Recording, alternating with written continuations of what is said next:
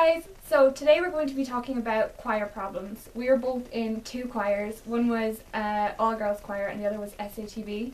So we have like pretty good knowledge of how choirs work and different types of people in choirs, and that's basically what this video is all about. The first problem is breathing, and both of our conductors would talk about this non-stop. They'd stop us at the start, like after one word. We had exercises, everything to do with breathing. Yep. That was the top one. That's the only thing they would talk about. Like some rehearsals, 10 minutes just on breathing. Just breathing. Yeah. And it got really annoying because I would breathe properly. Yeah. I'd be doing it fine. It could just be one person. That one person who doesn't breathe properly, Yeah. and the whole choir knows who you are. You think you're getting away with it, but you're not. We all know, and we all want you to die. Yeah. One of our conductors had an exercise that we would do every rehearsal over and over again, and we're going to show it now. Ni, ne, no, no, nu.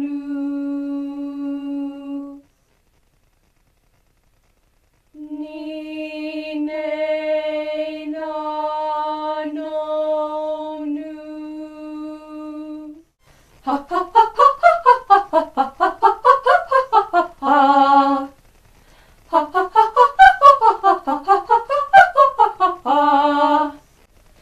So the second problem that we had in choir was the conductor's uncontrollable urge to stop the song, even like a word in, not even, being like, nope, you're doing it wrong, you're doing it wrong. Too early. Yeah. Too late. Yeah.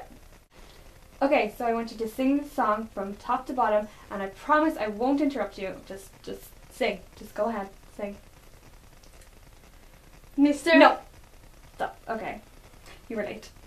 Just What? stop. Just no. Okay. No. Okay. Gonna start again. And I promise I will not interrupt you this time. Go ahead. Go ahead. Mr. Stop. Too sharp. Too sharp.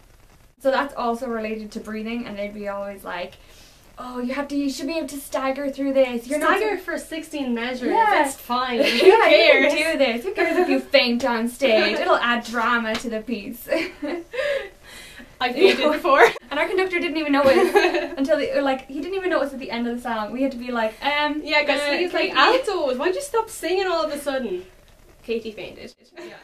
You'll notice it in every choir, and it's funny, but it can be a problem when you're trying to sing. And this is innuendos.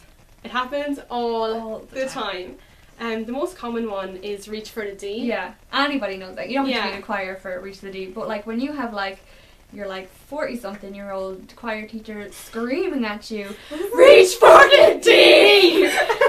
It gets kind of scary and kind of hilarious all at the same time, and you're like, this isn't really appropriate.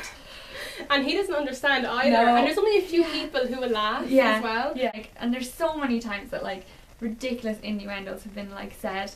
Like, I had a choir director once say to me, "Eva, I can tell when you're enjoying yourself."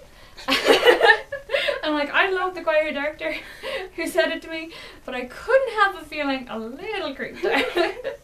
It also happened when we were doing a holy song. It's called Total Praise. You might know it, it's famous enough. And the conductor said, "Get your tongues ready for the Lord." Because there's a line in it that goes, you come in straight away and you go, "Lord, I will lift." Yeah. So she was like, "Come on, guys, get your tongues ready for the Lord." We are all like, what? So this one actually just, it blows my mind. I hate when conductors do this. They give out, say you have a choir of 40 people and 5 people show up for rehearsals. The director decides to spend that time giving out to the people who are there about the people who aren't there. And those 5 people are the 5 people who are at every single rehearsal. Just stop what you're doing and start working on something productive for the choir, please. Yeah. Girls, where is everybody? I think they're sick. They're sick? Yeah. But what about Chelsea? She told me that she'd be here. She's a doctor's appointment. She's a doctor's appointment. Does she not realise how important this rehearsal is? I think it's really serious. We have a competition in 3 weeks.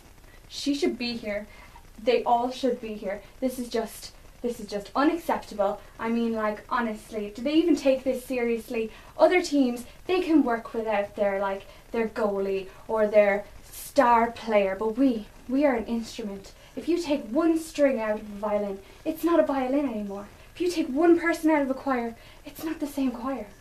Do you understand? Yeah, but we're here, you should bow to them, not us. I know you're here. I understand that, and I'm very appreciative.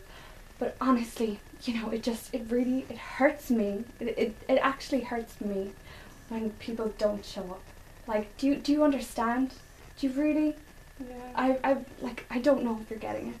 I really don't, because I just, like, how are we supposed to have an award-winning choir when half the choir don't show up to half the rehearsals? I mean, this is just not acceptable, girls. Like, sometimes I'm just like, why do I even bother? I might as well just stop the choir now. Just, everybody, just go home.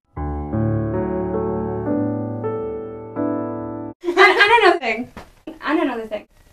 That's it for today's video. We hope you enjoyed it. Don't forget to like, comment and subscribe if you did. Comment down below if you're in a choir and if you have experienced any of these. I'm sure you have if you're in a choir, because they happen like every day. Also, like, give us your problems as well below, and like, we'll probably end up making a part 2 of this video, because this is honestly just the tip of an iceberg. Yeah. So that's it from us. See you next week. Bye. It's really serious, sir. Nothing can be as serious as this competition. I felt like I was actually defending someone, being like, no, they have a proper reason not to be here, sir.